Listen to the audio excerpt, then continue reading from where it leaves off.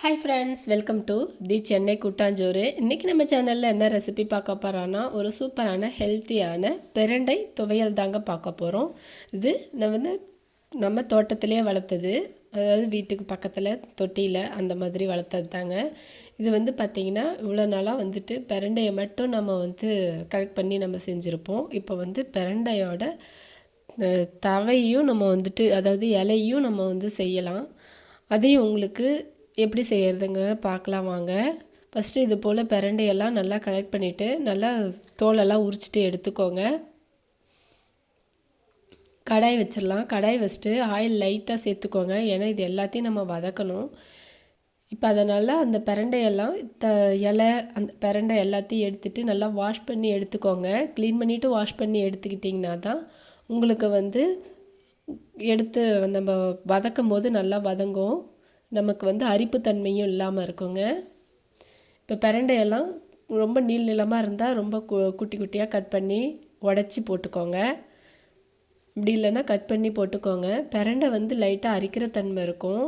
அப்போ என்ன பண்ணணுன்னா, நீங்கள் பிரண்டையை உரிச்சிட்டு உடனே சுடுதண்ணி வச்சு அதில் கை பொறுக்கிற அளவுக்கு நீங்கள் சுடுதண்ணி வச்சு எடுத்துக்கணும். உப்பு போட்டுக்கோங்க. உப்பு போட்டுட்டு நல்லா கரைஞ்சதுக்கப்புறம் வெதுவெதுப்பான தண்ணியில் உங்கள் கைகளை விட்டு விட்டு எடுத்திங்கன்னா உங்களுக்கு அந்த அரிப்புத்தன்மை போயிடும். கைகளை நல்லா விட்டு அந்த உப்பு தண்ணியில் விட்டு எடுத்துட்டு தேங்காய் நல்லா தொடச்சிட்டு தேங்காய் எண்ணெய் லைட்டாக தொடச்சிக்கோ, கையில் நல்லா அப்ளை பண்ணிக்கோங்க.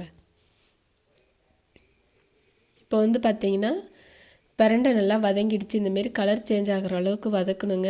பிரண்டை நல்லா வதங்கிடுச்சு. அடுத்தது அதே கடாயில் லைட்டாக எண்ணெய் ஆயில் சேர்த்துக்கிட்டு கடலைப்பருப்பு 1.5 ஸ்பூன், உளுத்தம்பருப்பு 1.5 ஸ்பூன் சேர்த்துருக்கேங்க. நல்லா இந்த பிரண்டை துவையலுக்கு நல்லா தோல் உள்ள உளுத்தம்பருப்பாக நம்ம சேர்த்துக்கும் போது சத்தும் நமக்கு அதிகங்க. அதனால் உங்கள்கிட்ட இருந்தால் சேர்த்துக்கோங்க, அப்படி இல்லைன்னா வெள்ளை கலர் உளுந்து இருந்தாலும் நீங்கள் சேர்த்துக்கோங்க.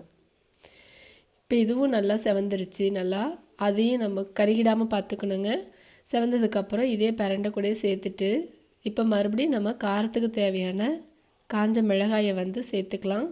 பூண்டு ஒரு 7-8 பல், அது கூடவே இஞ்சி ஒரு பெரிய துண்டளவு தூளாக கட் பண்ணி போட்டிருக்கேன். அதையும் சேர்த்து நல்லா வதக்கிக்கலாங்க. பிரண்டை பார்த்திங்கன்னா நல்லா பசியை தூண்டுங்க. அதே போல் டேஸ்ட்டும் நல்லாயிருக்கும். பிரண்டை ஊறுகாய் செய்யலாம், பிரண்டை துவையல், சட்னி, இது போல் எல்லாமே செய்யலாங்க. இது கூட இப்போ நம்மளே பார்த்திங்கன்னா இந்த பிரண்டை கூட கருவேப்பிலை சேர்த்துக்கலாம், புதினா கொத்தமல்லியும் சேர்த்து இது போல் துவையலாக அரைச்சி நம்ம சேர்த்து வச்சுக்கலாம். ரொம்பவே நல்லாயிருக்கும். இப்போ பூண்டு காஞ்ச மிளகாய் எல்லாம் லைட்டாக வதங்கினதுக்கப்புறம் வெங்காயம் 1 கப்பு சின்ன வெங்காயம் சேர்த்துருக்கேன். அது கூடவே 2 தக்காளி பழம் சேர்த்துருக்கேன். இதெல்லாம் வதங்கிறதுக்கு லைட்டாக உப்பு சேர்த்து நல்லா வதக்கிக்கலாம்.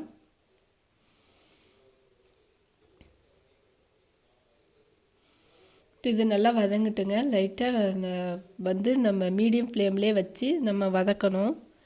இப்போ இதுக்கு பிரண்டைக்கும் வெங்காயம் தக்காளி எல்லாத்துக்கும் சேர்த்து தேவையான அளவு நம்ம புளி ஒரு சின்ன எலுமிச்சம்பழம் சைஸ் எடுத்துருக்கோங்க. அது இதோடு சேர்த்து நல்லா மிக்ஸ் பண்ணி வதக்கிக்கலாம். புளி ரொம்ப அதிகமாகவும் போயிடக்கூடாதுங்க, ரொம்ப கம்மியாகவும் போயிட்டாலும் நமக்கு டேஸ்ட் அந்த அளவுக்கு இருக்காது. கரெக்டாக பார்த்து வச்சுக்கோங்க. இப்போ பிரண்டை இந்த பருப்பு வகையெல்லாம் நல்லா ஆறிட்டுருக்கு. இது கூட இந்த வெங்காயம் தக்காளியும் நல்லா வதங்கிடுச்சு பாருங்கள். இதையும் நல்லா ஆற விட்டு நம்ம ஒன்றா சேர்த்து அரைச்சிக்கலாம். இப்போ ஃபஸ்ட்டு மிக்ஸி ஜாரில் நம்ம பிரண்டையும் அந்த பருப்பையும் போட்டுக்கிறோங்க. இது கூடவே தேங்காய் ஒரு சின்ன 10 அளவு எடுத்து நம்ம தூளாக கட் பண்ணி போட்டிருக்கோம். இது கூட காஞ்ச மிளகாய், வெங்காயம் தக்காளி எல்லாத்தையும் இதில் சேர்த்துக்கலாங்க. இப்போ எல்லாத்தையும் சேர்த்துட்டோம். இப்போ இதை நல்லா கிரைண்ட் பண்ணிக்கலாம். பாருங்கள் நல்லா மயஞ்சிடுச்சு. இப்போ இதை நல்லா நல்லெண்ணெய் நிறையா சேர்த்து, இப்போ ஒரு 2 நாளைக்கு 3 நாளைக்கு நம்ம வச்சுக்கிற மாதிரி இருந்தால் எண்ணெய் நிறையா சேர்த்து நீங்கள் நல்லா எண்ணெய் பிரிகிற அளவுக்கு வதக்கி அதுக்கப்புறம் நீங்கள் என்ன பண்ணணுன்னா ஒரு கண்டெய்னரில் ஒரு பாட்டிலில் சேவ் பண்ணி வச்சுக்கிட்டிங்கன்னா உங்களுக்கு டெய்லி அடிக்கடி நம்ம எடுத்து சாப்பிடும் போது ஒவ்வொரு ஸ்பூன் போட்டு நம்ம எடுத்து சாப்பிட்டுக்கலாம்.